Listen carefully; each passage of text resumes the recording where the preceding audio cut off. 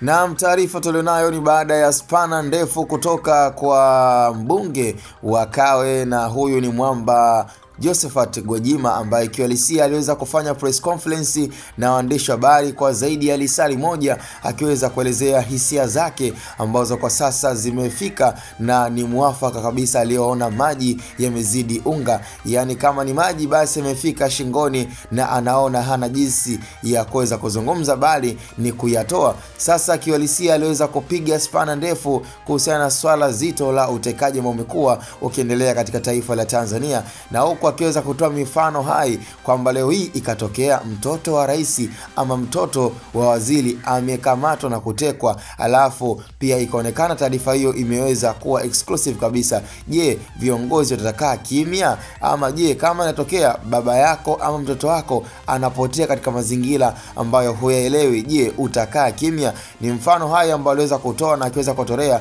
pia viongozi, yani inatokea kabisa kama mtoto wa rais anapotea, je, rais atakaa kimya? Ama je, mtoto wa waziri anapotea, je, waziri atakaa kimya? Kwa hiyo ni moja ya spana ambazo Prophet Josephat Gwajima ameendelea kutoa na ameendelea kuweka msisitizo kwamba hili swala la utekaji kwa sasa linatia aibu, na katika swala zima la umwagaji damu katika taifa la Tanzania limeendelea kutia aibu kwa sababu ni swala ambalo limekuwa likiendelea na limekuwa ni endelevu. Hivyo ameweza kuzungumza na kuiomba serikali kwenye hili swala basi iweze kukaa na kulitafakari kwa vyema na utu kabisa, ili kuangalia ni namna gani ya kuweza kukomesha masuala na matukio ya utekaji ambayo watu wengi wamekuwa wakiyapata, na hata kwa viongozi wa karibu na watu wa karibu yakiweza kuyatokea. Na ndio maana ameweza kusisitiza sana kwamba huenda kwa mtu leo hii unaweza usiichukulie maanani, lakini mtu wako wa karibu endapo likamkuta na likamtokea, aidha ni mtoto wako, aidha